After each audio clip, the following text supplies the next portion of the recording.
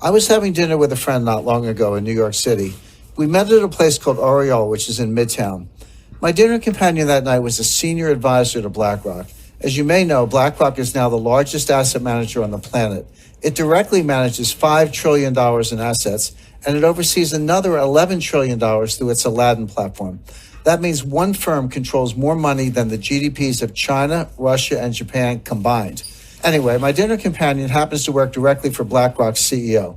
As we nursed our white wine and the evening wore on, she let something slip. If I remember her words, she said something like, "They want to tell us we can't sell." What was she talking about? Who was she talking about? I placed a few calls, first to my contacts in Washington, then to a few people on Wall Street. Soon I was on a plane for a series of meetings to London, to Geneva, back to New York, then down to South America. As I began connecting the dots, a pattern emerged.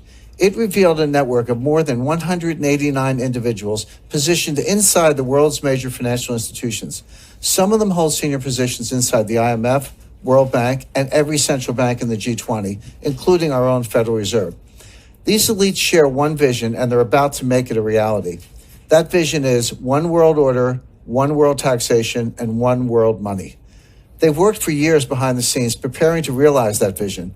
They've literally rigged the laws of international finance. Everything is basically in place right now, and there's essentially no way to stop this from happening. When the crisis hits, they'll flip the switch, freezing the global financial system. That will give them time to reset the world economy according to their vision. As the coming crisis unfolds, President Trump will be powerless to stop it. In fact, trying to stop them would probably weaken the president's power altogether. That is amazing, Jim, really. So what did these elites want from your contact at BlackRock? Basically, they want to classify BlackRock as too big to fail. The technical term is Systemically Important Financial Institution, or SIFI. That designation normally applies to banks, such as Bank of America. If your bank gets the SIFI label, it means the government will bail you out first in a crisis. But it also means you must turn over control of your bank until the crisis subsides. In this case, they're trying to reclassify BlackRock, an asset manager, as too big to fail. If they succeed, they'll be able to freeze BlackRock when the crisis hits. BlackRock clients won't be able to sell. They won't be able to buy either. Their accounts will go dark indefinitely. And the elite operatives will take control of BlackRock's assets remotely via the internet. But our research shows that their ICE 9 plan goes much, much deeper than that. Now, you refer to their plan as ICE 9. You just said that. What does that mean? It's a reference to the Kurt Vonnegut novel, Cat's Cradle. In the book, a mad scientist creates a new form of water molecule called ICE 9. When it comes in contact with other water molecules, it freezes them at room temperature. One drop of ICE 9 can freeze the whole ocean. And that's what these elite operatives are about to do to the world economy. Now, can you share with our viewers exactly who these operatives are and what their ultimate goal might be? Like I said, John, more than 189 elite agents have slowly wormed their way into leadership positions across the board. They now sit at or near the head of the IMF, the World Bank, and even our own Federal Reserve. They also control much of what happens at the central banks of China, Russia, India, Brazil, Canada, and Europe. As you know, these institutions form a kind of global superstructure. It forms a kind of snare net encircling all nations. Their leaders aren't democratically elected. They're not accountable to you and me. They're beyond the reach of government and citizens, and yet they hold the fate of the global financial system in their hands. To get a sense of how they operate, imagine an array of floating spheres. One sphere is labeled IMF. One is labeled Fed. One is labeled Bilderberg. One is labeled Wall Street. One is labeled central banks. One is labeled intelligence agencies. One is labeled media, and so on. The elites inhabit all of these spheres, and together the network forms a kind of 3D Venn diagram. As I see it, regardless of what sphere they inhabit, the elites all share the same vision: one world order, one world taxation, and one world money. All of their actions are geared toward moving that agenda forward. Now, are you able to share the identities of these elites with our viewers? We've identified more than 189 individuals who are in many cases hiding in plain sight. Regardless, they all share the same vision: one world order, one world taxation, and one world money.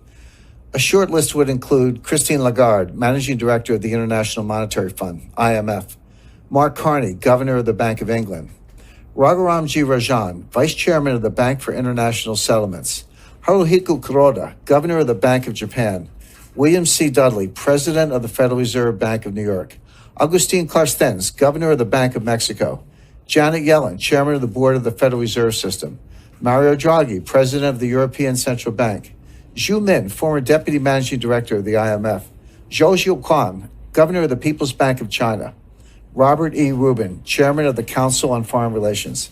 This A-list of central bankers and other elites is just the tip of the iceberg. Of course, not one of these elites will tell you outright what's going on, but I've seen and heard enough to connect the dots for myself. Not long ago, for example, I met with one of their senior operatives. He's a leading economist who served as the chairman of the Federal Reserve during the last crisis. He's considered one of the most influential minds in banking today.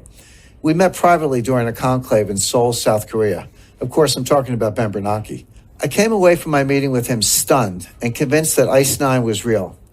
Not long before that, I set up a one-on-one meeting with another member of the network. His name is Zhu Min, the former deputy governor of China's central bank. Until recently, he served as deputy managing director of the International Monetary Fund. Zhu is a brilliant guy, like Bernanke, and he's pleasant and well-meaning. There's no doubt in my mind that he's also a member of the elite network preparing to impose ICE 9 on millions of Americans. But I wasn't done with my research. I have since met with dozens of senior officials, intelligence analysts, and former Wall Street colleagues. My quest led to a final meeting, a face-to-face summit with the head of Bilderberg.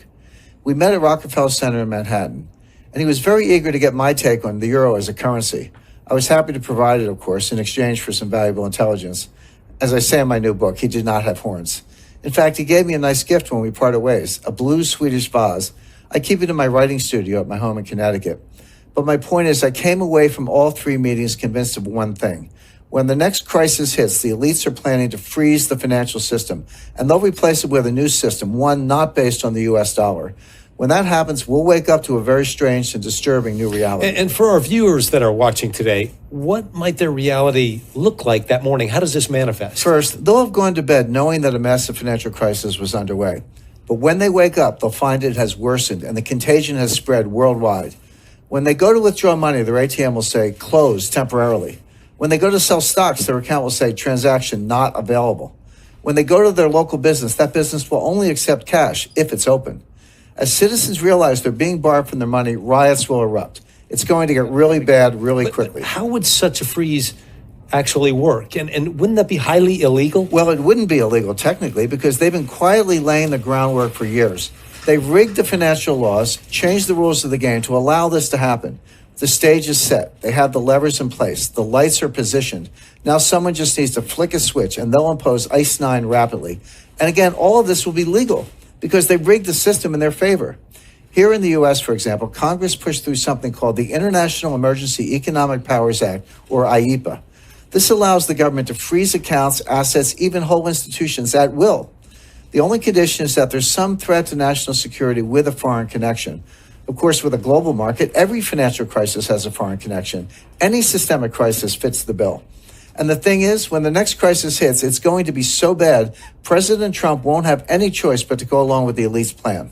Wow. That is, you have to admit, that sounds somewhat hard to believe. Now, how could these operatives actually freeze a whole country's financial system? Well, fortunately, we have some recent real-life examples to study. The elites have been conducting a series of dry runs for years, leading up to ICE 9. Look at Cyprus, for example. A few years ago, the Cypriot economy was in trouble, especially the banks. The IMF stepped in and loaned Cyprus $10 billion, but the loan came with strings. Now, pay attention because this is precisely what they're going to do. But imagine it on a global scale. So in exchange for the capital injection, the IMF demanded control over the Cypriot banking system. More specifically, the IMF froze the entire system, literally every bank in the country. And they did that to ensure the IMF's demands were met, including strict capital controls. So how did all of this impact regular citizens? Their local ATMs went dark. Even the bank branch was closed, permanently in some cases. Citizens could not withdraw cash. They couldn't even transfer funds from one account to the other. What came next? Wealth extraction on a grand scale. The IMF basically stole 6 to 10% of all the cash in the Cypriot bank accounts. How did the elites justify this? They called it a levy, the price regular citizens had to pay for their government's missteps. Keep in mind, these asset confiscations were done at the balance sheet level with the institutions themselves. They never had to confiscate individual accounts.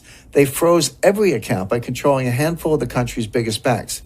When the next crisis hits, we're going to see this here in the U.S. and around the world, and it'll be a highly coordinated global attack on the entire system simultaneously.